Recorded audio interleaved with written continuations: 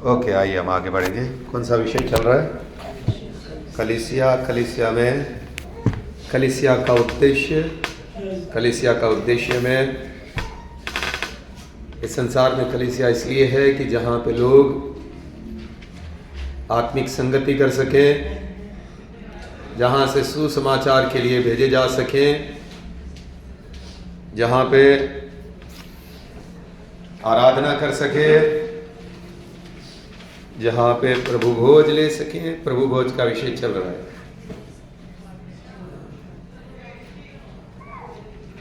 प्रभु भोज ले सके। प्रभु भोज में कई सारी बातें हमने देखी है। फसह का त्योहार खास करके हमने फोकस किया है। पुराने नियम में इस्राएली लोगों को फसह का त्योहार मनाना था। मेमना काटते थे, कड़वा साग के साथ, अखमीरी रोटी के साथ वो मेमना भूजते थे, उसको खाते थे, उसका खून दरवाजे पे लगाते थे।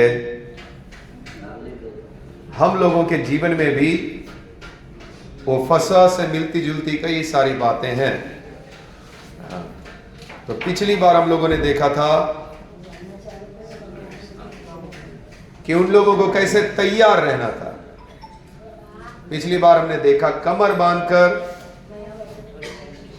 हाथ में लाठी लेके, जूते पहनकर जल्दी जल्दी उनको वो भुजा हुआ मेमना खाना था।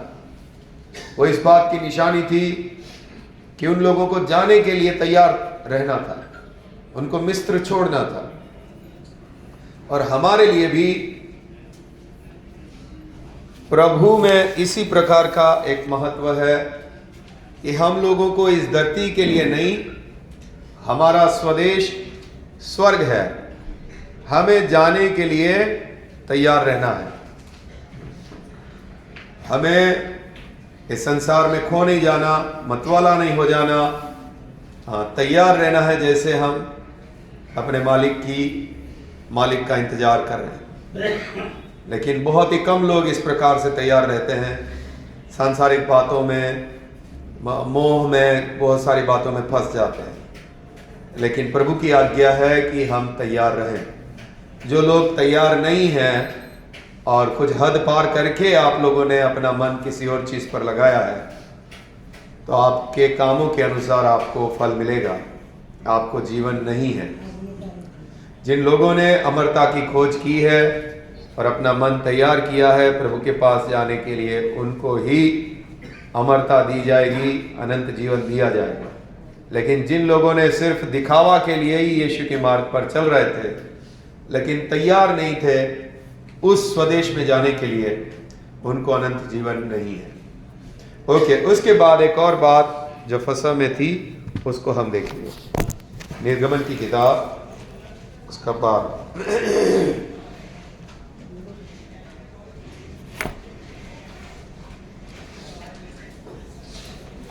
निर्गमन 12 इसका 11 से पढ़ें ताकि हम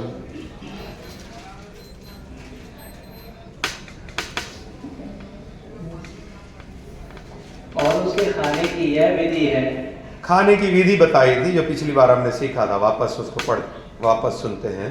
खाने की विधि यह है, कमर बांधे, पाँव में जूती पहने, कमर बांध के, पाँव में जूता पहन के और हाथ में लाठी लिए हुए उसे फुर्ती से उनको खाना था। हाँ, वह तो यहोवा का पर्व होगा। हाँ, आगे। क्योंकि उस रात को मैं मिस्र देश के बीच में होकर जाऊंगा। हाँ, परमेश्वर मिस्र देश के बीच में से होकर जाएगा। हाँ, और मिस्र देश के क्या मनुष्य क्या पशु सबके पैरों को मारूंगा। किसको मारेगा? मनुष्य के और पशु के सब पहिलोठों को मारेगा। पहिलोठा मतलब पहला बच्चा। आज हम उस बारे में देखते हैं, पहिलोठे को मारूंगा। तो उसके ऊपर हम फोकस करते हैं। हाँ, परमेश्वर ने ऐसा क्यों बोला कि मैं पहिलोठों को मारूंगा? यानी कि जो सबसे पहला बच्चा है, या बच्चा बोलेंगे तो लड़का, जो सबसे पहला लड़का है उसको मारूंगा। मिस्र में से निकलूंगा, हर घर को देखा जाएगा, जिस घर के ऊपर खून है वो घर बच जाएगा, जिसके ऊपर खून नहीं है उस घर के अंदर जो सबसे बड़ा बेटा है, पहिलोठा है, वो मरेगा। जानवरों को देखेंगे, जिस घर पे खून नहीं है उस घर के पास में जो जानवर है उसके भी पहिलोठे मरेंगे, जितने भी जानवर हैं।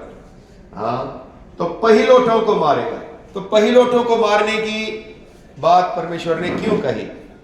निर्गमन की किताब 4:22 और 23।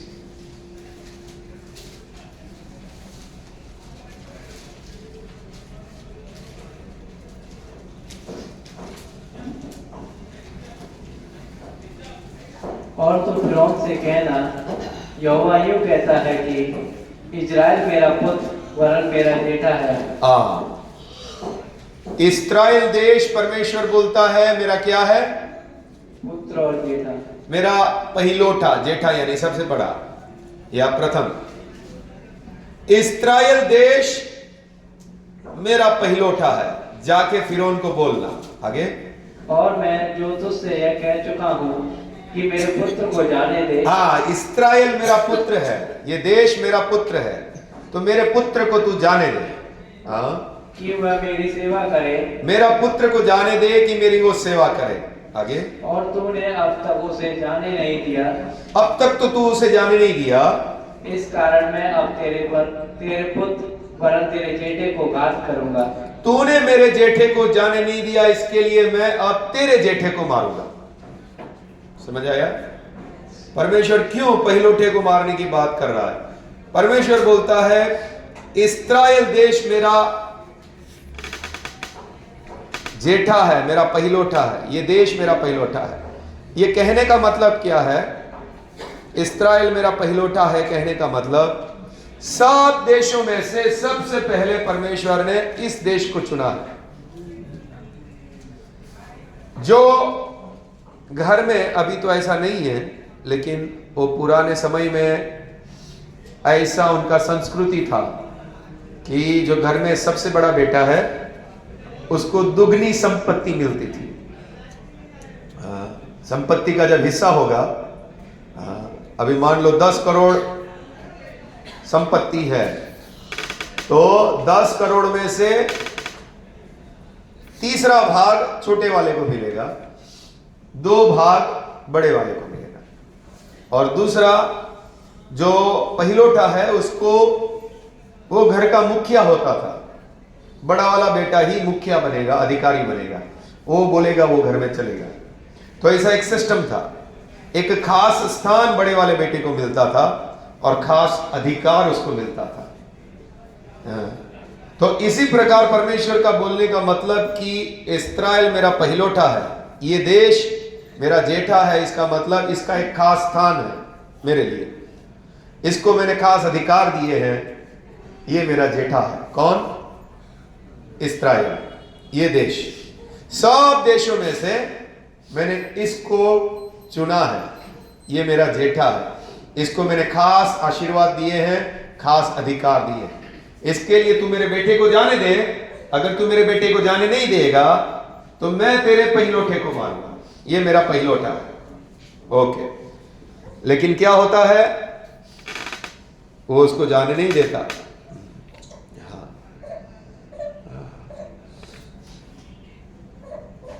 फिरौन जो है वो उसको जाने नहीं देता। परमेश्वर ने पहिलोठे का नियम भी बाद में दिया था। व्यवस्था, जो मूसा की व्यवस्था थी, उसमें भी पहिलोठे बच्चों को परमेश्वर को देना था।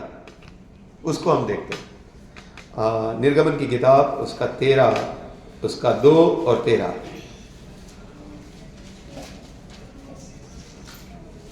क्या मनुष्य के क्या पशु के इजरायलियों में जितने अपनी अपनी मां के जेठे हों। इस्राएल देश में जितने भी पहिलोठे बच्चे हैं, चाहे वो जानवर के हो चाहे इंसान के हो, वो सारे बच्चों का क्या करना है? उन्हें मेरे लिए पवित्र मानना वह मेरा ही है। हाँ, वो पहला वाला बेटा किसका है? परमेश्वर का। हाँ, चाहे वो इंसान का बच्चा हो, चाहे वो जानवर का बच्चा हो, उसको किसको देना है? परमेश्वर। परमेश्वर को देना है। हाँ, गिनती 8 उसका 17।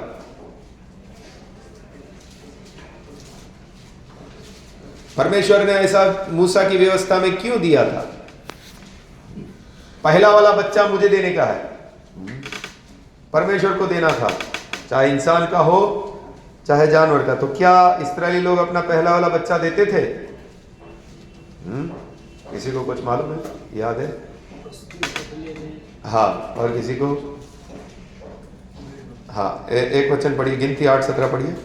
इजरायलियों के पहलौठे चाहे मनुष्य के हो चाहे पशु के। हाँ, प्रभु ने बोला था चाहे मनुष्य के चाहे पशु के, हाँ, सब मेरे हैं, सब मेरे हैं, क्योंकि मैंने उन्हें उस समय अपने लिए पवित्र ठहराया। हाँ, ये एक समय था जब मैंने इंसान के चाहे जानवर के बच्चों को मेरे लिए पवित्र ठहराया। वो समय कौन सा था? जब मैंने मिस्र देश के सब पहलौठों को मार डाला। हाँ, जब मैंने मिस्र में सब पहिलौठों को मारा था, तब मैंने पवित्र ठहराया कि इस्राएल में जितने भी बच्चे हैं वो बच्चे मेरे होंगे। हाँ, तब से मैंने ये नियम ठहरा दिया कि इस्राएली मिस्री लोगों के बच्चों को मारा, लेकिन इस्राएल के बच्चों को मैं अपने लिए अलग करूंगा। हाँ, आगे। और मैंने इजरायलियों के सब पहलौठों के बदले लेवियों को ले लिया। हाँ, परमेश्वर ने इस्राएल के सब बच्चों के बदले में एक गोत्र को ही ले लिया। 12 गोत्र में से एक गोत्र को ही ले लिया, वो लेवी गोत्र था। हाँ, आगे। उन्हें लेकर मैंने हारून और उसके पुत्रों को इजरायलियों में से दान करके दे दिया कि वे मेरे मिलाप वाले तंबू में इजरायलियों के निमित्त सेवा कार्य अपराजित किया करें। आमीन। 13वां वचन। और लेवियों को हारून और उसके गिनती 8 का 1 मिनट। 8 का 17 पढ़ा आपने? निर्गमन 13 का 13 पढ़ा था? 13 2 पढ़ा था ना, 13 नहीं पढ़ा। हाँ,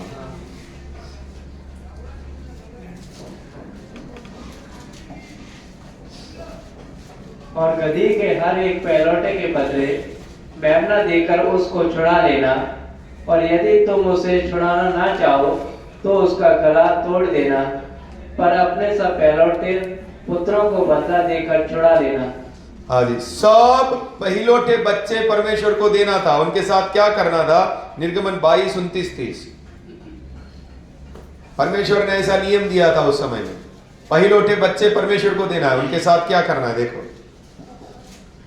अपने खेतों की उपज और फलों के में से कुछ मुझे देने में विलंब न करना, अपने बेटों में से पहलौठों को मुझे देना। हाँ, वैसे ही अपनी गायों और भेड़ बकरियों के पहलौठों भी देना। हाँ, गाय भेड़ बकरी सबके पहले वाले बच्चा परमेश्वर को चढ़ाना है। हाँ, नर बच्चा। हाँ, आगे। 7 दिन तक वह बच्चा अपनी माता के संग रहे। 7 दिन तक बच्चे को अपनी माँ के साथ रखना है, गाय के बच्चे को, भेड़ के बच्चे को। फिर और 8वें दिन तू उसे मुझे को दे देना। 8वें दिन उसको बलि करना है। पहला बच्चा परमेश्वर को देना है। हाँ, और गधे के बच्चे को क्या करना है? गधे के बच्चे के बदले एक भेड़ चढ़ाना है, और अगर भेड़ चढ़ाना नहीं चाहते तो उस बच्चे को मार डालना है। पहला वाला बच्चा परमेश्वर का ही होगा और किसी को नहीं देना था। हाँ, ओके। परमेश्वर ने इस्राएल के सब बच्चों के बदले लेवी गोत्र को ले लिया था सेवा करने के लिए, और हर एक बच्चे को छुड़ाना था उनको। अभी मान लीजिए मेरा सबसे पहला बेटा है, उसको मुझे मुझे उस बच्चे को छुड़ाना है, तो उसके बदले भेड़ को बलि चढ़ाना पड़ेगा मुझे। मुझे अपना बच्चा अपने पास ही रखना है तो भेड़ बलि चढ़ाना पड़ेगा। हाँ जी, तो परमेश्वर ने ये नियम दिया था, पहला वाला जो बेटा होगा उसके बदले हाँ भेड़ बलि करना था। हाँ, व्यवस्था विवरण 21 उसका 17। पहला वाला जो बच्चा होता है वो उस आदमी के पौरुष का पहला फल है, मतलब उसकी शक्ति का पहला फल है, पहला बच्चा। हाँ, 21 उसका 17।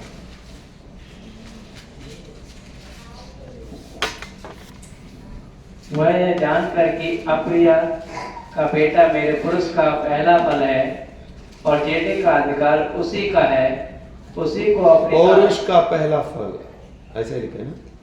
हाँ, पौरुष का पहला फल, पहला वाला बेटा उसकी शक्ति का पहला बच्चा है। हाँ, और जेठे का अधिकार उसी का है, उसी को अपनी सारी संपत्ति में से 2 भाग देकर जेठांसी माने। आपको मालूम है परमेश्वर का पहलौठा कौन है?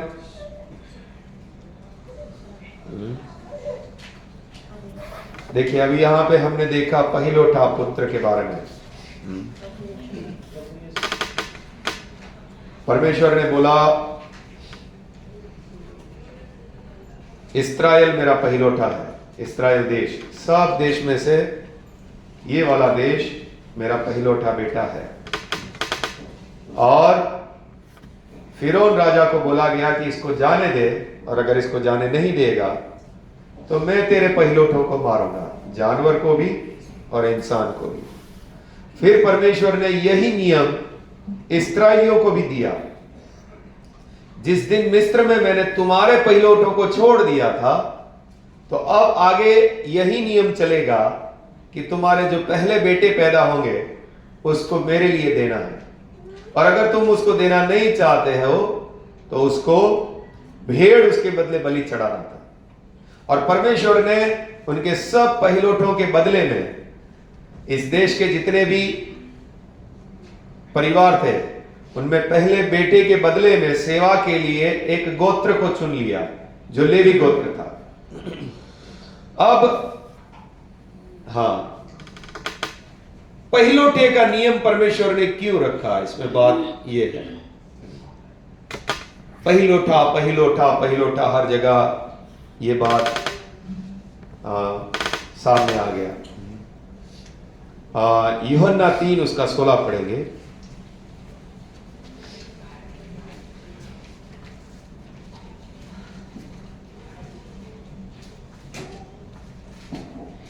क्योंकि परमेश्वर ने जगत से ऐसा प्रेम रखा कि उसने अपना इकलौता पुत्र दे दिया, ताकि जो कोई उस पर विश्वास करे वह नष्ट ना हो परंतु अनंत जीवन पाए। किसको दे दिया?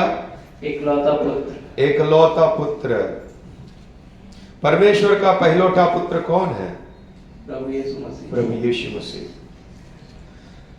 परमेश्वर इस बात को बताना चाहता था। उस दिन मिस्र में हर घर में एक पहलौठा मरा। परमेश्वर ने नियम भी बताया इस्राएली लोगों को भी कि उन लोगों को जानवर के पहलौठे बच्चे मारना था। उन लोगों को अपने पहलौठे बच्चे के बदले में किसी भेड़ की बलि करनी थी। परमेश्वर ने इस्राएल के सब गोत्रों में से पहलौठा बच्चे के बदले में लेवी गोत्र को ले लिया। हर जगह पहलौठा पहलौठा पहलौठा। परमेश्वर इसके द्वारा कुछ बताना चाहता था, मेरा भी एक पुत्र है। रोमियो 8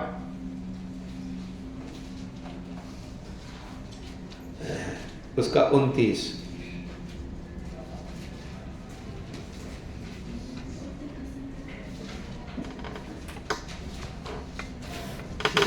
क्योंकि जिन्हें उसने पहले से जान लिया है उन्हें पहले से ठहराया भी है कि उसके पुत्र के स्वरूप में हो, ताकि वह बहुत भाइयों में पहलौठा ठहरे।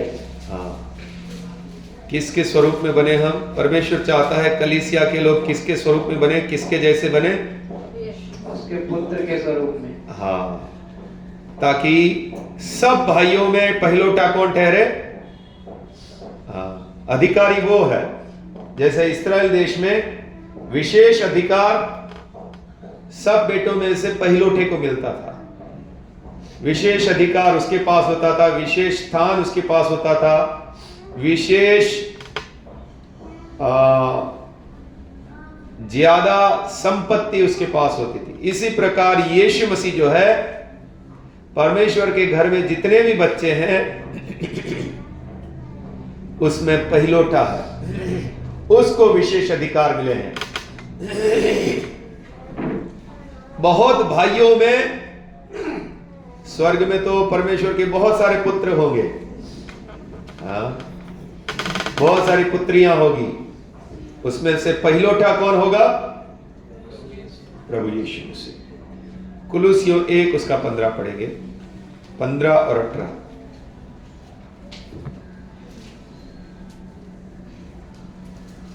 परमेश्वर भी अपने पुत्र को प्रकट करना चाहता था, अपने पहिलोठे पुत्र को।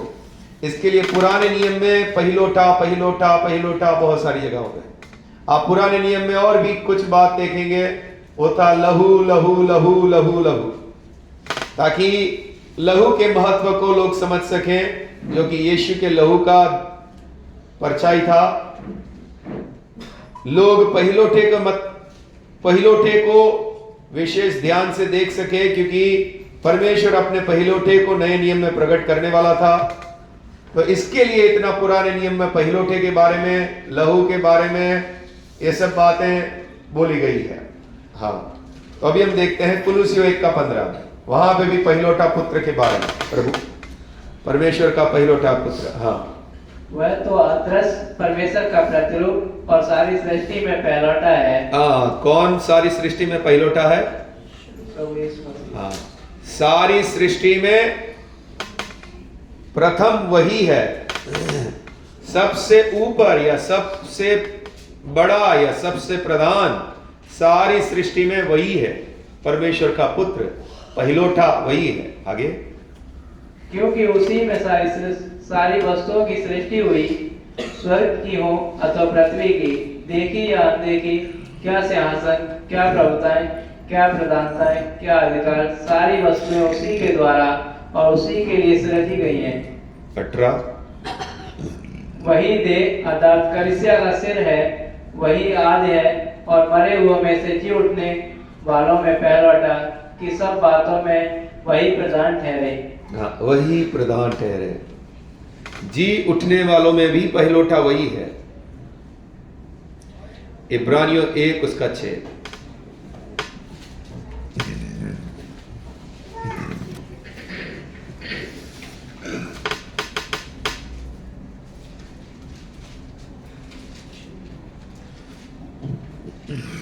और जब पहिलोठे को जगत में फिर लाता है तो कहता है, परमेश्वर के सब स्वर्गदूत उसे दंडवत करेंगे। पहिलोठे को जगत में लाया, परमेश्वर अपने पहिलोठे को जगत में लाया, और कौन उसको दंडवत करे? परमेश्वर के सब स्वर्गदूत। हाँ जी, अपना पहिलोठा पुत्र को इस जगत में भेजा और स्वर्गदूत उसे दंडवत करते हैं। इब्रानियों 12 उसका 23।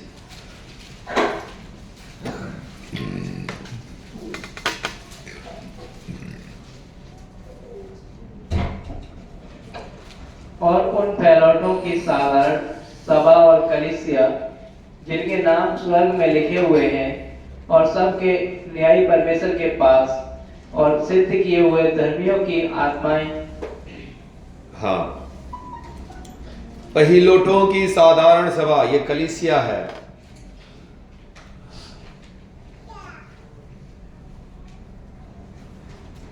और सिद्ध किए हुए धर्मियों की आत्माएं, ये पुराने नियम के संत है। प्रकाशित वाक्य 1 उसका 5।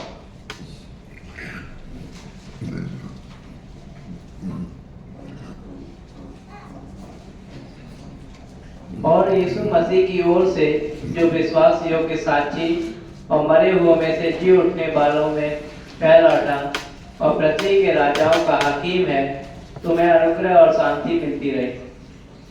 हाँ जी, परमेश्वर भी अपने पुत्र को, अपने पहिलोठे को प्रकट करने वाला था। इसके लिए हर जगह पुराने नियम में पहिलोठा पहिलोठा पहिलोठा कर दिया। उसके बाद हम एक कहानी देखते हैं, उसमें भी परमेश्वर ने आज्ञा दिया था। उत्पत्ति की किताब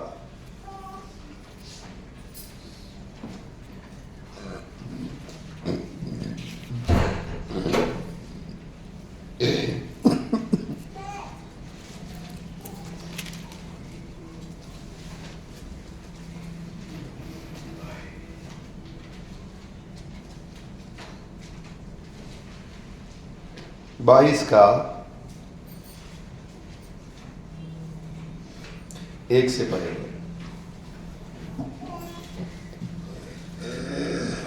इन बातों के पश्चात ऐसा हुआ कि परमेश्वर ने अब्राम से यह कहकर उसकी परीक्षा की, हे अब्राम। उसने कहा, देख मैं यहाँ हूँ। उसने कहा, अपने पुत्र को अर्थात अपने इकलौते पुत्र इसहाक को, जिससे तू प्रेम रखता है, संग लेकर मोरिया देश में चला जा और वहां उसको एक पहाड़ के ऊपर, जो मैं तुझे बताऊंगा, होम बलि करके चढ़ा। ओके, परमेश्वर अब्राहम की परीक्षा कर रहा है और अब्राहम को क्या बोला जा रहा है? तुझे क्या करना है? दूसरा वचन पढ़िए। उसने कहा, अपने पुत्र को अर्थात अपने इकलौते पुत्र इसहाक को, आगे, जिसे तू प्रेम रखता है, संग लेकर मोरिया देश में चला जा। हाँ, अपने पुत्र को, अपने इकलौते पुत्र को, जो सारा का पहिलोठा है, जिससे वो प्रेम करता है, उसको लेकर जा और उसको क्या कर? बलिदान करके चढ़ाओ, होम बलि करके चढ़ाओ। और हुआ क्या? तीसरी आयत से, अतः अब्राम सवेरे तड़के उठा और अपने गधे पर काठी कसकर अपने 2 सेवक और अपने पुत्र इसहाक को संग लिया और होम बलि के लिए लकड़ी चीर ली। तब निकल कर उस स्थान की ओर चला जिसकी चर्चा परमेश्वर ने उससे की थी। वो अपने पहिलोठे बच्चे को मार डालने के लिए, उसको होम बलि चढ़ाने के लिए वो निकल चला। और होता क्या है? हाँ, अभी हम सीधा जाते हैं 9वीं आयत से। जब वे उस स्थान को, जिसे परमेश्वर ने उसको बताया था, पहुंचे, तब अब्राम ने वहां वेदी बनाकर लकड़ी को चुन चुन कर रखा। वेदी बना रहा है। वेदी यानी पत्थर जमा करके, बड़े बड़े पत्थर लगाते हैं, और उसके ऊपर लकड़ियां रख रहा है, क्योंकि अभी बच्चे को काटकर उसके मांस को उस वेदी के ऊपर रखना है, या फिर उस पूरे बच्चे को ही रखना है लकड़ी के ऊपर, और लकड़ियां जलानी है। पहले बच्चे का गर्दन काटेगा, बच्चा मर जाएगा, फिर उसको आग लगानी है। तो अभी पहले वो नीचे पत्थर लगा रहा है, उसके ऊपर लकड़ियां लगा रहा है। आगे, और अपने पुत्र इसहाक को बांधकर वेदी पर की लकड़ी के ऊपर रख दिया। हाँ, लकड़ी के ऊपर ही रख दिया उसको। हाँ, फिर अब्राम ने हाथ बढ़ाकर छुरी को ले लिया, हाँ, कि अपने पुत्र को बलि करे। हाँ, छुरी लिया और अभी बलि करने ही वाला है। जैसे बकरा काटते हैं, हाँ, ऐसा ही गला को काटने वाला है। आगे, तब यहोवा के दूत ने स्वर्ग से उसको पुकार के कहा, हे अब्राम, हे अब्राम। उसने कहा, देख मैं यहाँ हूँ। हाँ, स्वर्ग, परमेश्वर का दूत उसको बोल रहा है कि हे अब्राहम। उसने बोला, हाँ मैं यहाँ हूँ, बोलिए। आगे, उसने कहा, उस लड़के पर हाथ मत बढ़ा और ना उसे कुछ कर, क्योंकि तूने जो मुझसे अपने पुत्र वरन अपने इकलौते पुत्र को भी नहीं रख छोड़ा, इससे मैं अब जान गया हूँ कि तू परमेश्वर का भय मानता है। अब्राहम को यह आज्ञा दी गई कि अपने इकलौते पुत्र को, अपने पहिलोठे पुत्र को जाओ, बलि करो, उसको होम बलि करके चढ़ाओ। और वो तैयार हो जाता है। वेदी भी बना दी, लकड़ियां भी रख दी, बच्चे को हाथ पैर बांध दिया, और अभी गर्दन काटने वाला ही है। तब स्वर्गदूत, परमेश्वर का दूत आवाज देता है कि नहीं, अभी नहीं काटना, मैंने जान लिया कि तू परमेश्वर का भय मानता है। 13। तब अब्राम ने आंखें उठाई और क्या देखा कि उसके पीछे एक मेढ़ा अपने सींगों में से एक झाड़ी में फंसा हुआ है। अतः अब्राम ने जाके उस मेढ़े को लिया और अपने पुत्र के स्थान पर उसे होम बलि करके चढ़ाया। हाँ, वहां पे एक मेढ़ा फंसा हुआ था, उसको लेकर होम बलि चढ़ाया। आगे अब्राम ने उस स्थान का नाम यहोवा इरे रखा। इसके अनुसार आज तक भी कहा जाता है कि यहोवा के पहाड़ पर उपाय किया जाए। हाँ, उपाय किया जाएगा। ओके, यहां पर हम कहानी देखते हैं। एक बाप है, उसका एक इकलौता पुत्र है और उसको बलि करने की आज्ञा है और वो बलि करने के लिए तैयार हो जाता है और उस पहिलौठे पुत्र को जैसे ही मारने वाला है, उसको स्वर्गदूत आवाज देता है कि मत मार। ऐसे ही एक और बाप है जिसने अपने पहिलौठे को मारने के लिए हाथ बढ़ाया, लेकिन अब्राहम की तरह वो रुका नहीं, उसने अपने बेटे को मरने दिया। वो बाप कौन है? परमेश्वर। और उसने अपने पहिलौठे पुत्र को, अपने इकलौते पुत्र को क्रूस के ऊपर बलि किया। तो ये पहिलौठे का जो कहानी हम देखते हैं पुराने नियम में, बार बार वो इस्राएली लोगों के मन में छप गया है। जैसे ही पहिलौठा बच्चा पैदा हुआ, इसको बलि करना पड़ेगा 8वें दिन में। इंसान का भी बच्चा पैदा हुआ, इसको भी छुड़ाना है एक भेड़ को बलि करके। तो पहिलौठा की जो बात थी उनके मन में छपी हुई थी, क्योंकि परमेश्वर अपने पहिलौठे बच्चे को, एकमात्र बेटे को प्रकट करने वाला था। अब्राहम की भी कहानी रखी गई कि अब्राहम के बेटे को भी मरने से रोक दिया गया, लेकिन परमेश्वर अपने इकलौते पुत्र को भेजेगा और उस बेटे को वो क्रूस पर बलि करेगा। दूसरा बात, ये जो पहिलौठा बात है, कई लोग बोलते हैं कि वो पहला सृष्टि है। हाँ,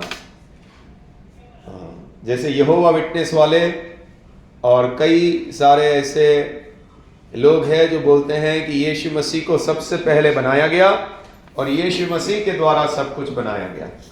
लेकिन ये हो नहीं सकता कि यीशु मसीह को बनाया गया। यूहन्ना की किताब उसका 1:10 पढ़ेंगे।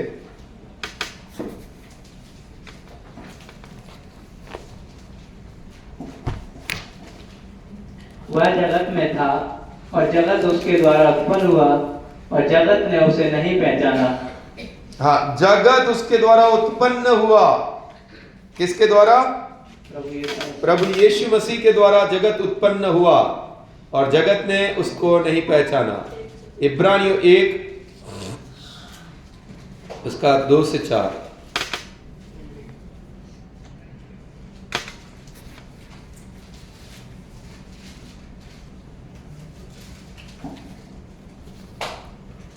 इन अंतिम दिनों में हमसे पुत्र के द्वारा बातें की, जिसे अब उसने सारी वस्तुओं का वारिस ठहराया और उसी के द्वारा उसने सारी सृष्टि की रचना की है। वह उसकी महिमा, उसी के द्वारा उसने सारी सृष्टि की रचना की। हाँ, वह उसकी महिमा का प्रकाश और उसके तत्व का छाप है और सब वस्तुओं को अपनी सामर्थ्य के वचन से संभालता है। हाँ, 1 मिनट। सब वस्तुओं को कौन संभाल रहा है? सामर्थ्य के वचन से कौन संभाल रहा है? वापस पढ़िए जो पढ़ रहे थे। वह उसकी महिमा का प्रकाश और उसके तत्व की छाप है और सब वस्तुओं को अपनी सामर्थ्य के वचन से। इब्रानियों 1 का 2 से पढ़ रहे हैं। हाँ, 3 से पढ़िए। हाँ, पढ़िए 3 से। वह उसकी महिमा का प्रकाश। कौन? परमेश्वर की महिमा का प्रकाश कौन है? यीशु मसीह। जैसे सूर्य होता है, सूर्य का प्रकाश होता है, तो सूर्य मान लो परमेश्वर है और उसका प्रकाश कौन है? यीशु मसीह। हाँ, और उसके तत्व की छाप है। उसके तत्व की छाप का मतलब मैं आपका फोटो खींचूं और आपका ही रूप उस फोटो में दिखे, ऐसा ही पिता के जैसा ही पुत्र है, उसकी छाप है, यानी एकदम वह जैसा परमेश्वर है वैसा यीशु मसीह है, तत्व की छाप। आगे, और सब वस्तुओं को अपनी सामर्थ्य के वचन से संभालता है। कौन संभालता है सब वस्तुओं को? प्रभु यीशु मसीह। अगर सृष्टि है तो परमेश्वर ने उसको पहला बनाया है, तो अपने शब्द की सामर्थ्य से सब कुछ संभाले हुए हैं। कौन? प्रभु यीशु मसीह। जैसे मान लीजिए उसके पास ऐसा अधिकार है, समुद्र को बोला है तुझे यहां से पार नहीं होना है, और ये नियम कार्य करेगा सृष्टि में, समुद्र पार नहीं होगा। अपनी सामर्थ्य के शब्द से संभाला हुआ है। प्रभु यीशु मसीह बोलेगा सूर्य तुझे इसी जगह पे लटका रहना है, थोड़ा भी नजदीक नहीं आना है, और पूरा सृष्टि में वो एक नियम बन जाएगा, सूर्य आगे नहीं आएगा। चांद तुझे इधर ही रुकना है, इधर ही घूमते रहना है, और उसको उधर ही घूमना है। पृथ्वी तुमको इधर ही घूमना है, इधर ही घूमेगा। वो आज्ञा किसने दी हुई है? यीशु मसीह। अपने सामर्थ्य शब्दों के द्वारा उसने ये सारी सृष्टि के नियमों को रचा हुआ है, और उसके वचनों से सब कुछ कार्य हो रहा है। इतना सामर्थ्य प्रभु यीशु मसीह। तो क्या प्रभु यीशु मसीह बनाया हुआ हो सकता है? हाँ, इतना शक्तिशाली। परमेश्वर के पास जितनी शक्ति है उतना ही शक्ति प्रभु यीशु मसीह के पास है। हाँ, तो वो सृजनहार है, उसको सिरजा नहीं गया, वो सदा से परमेश्वर के साथ था। यूहन्ना 1:1 में हम पढ़ते हैं, पढ़ेंगे यूहन्ना 1:1।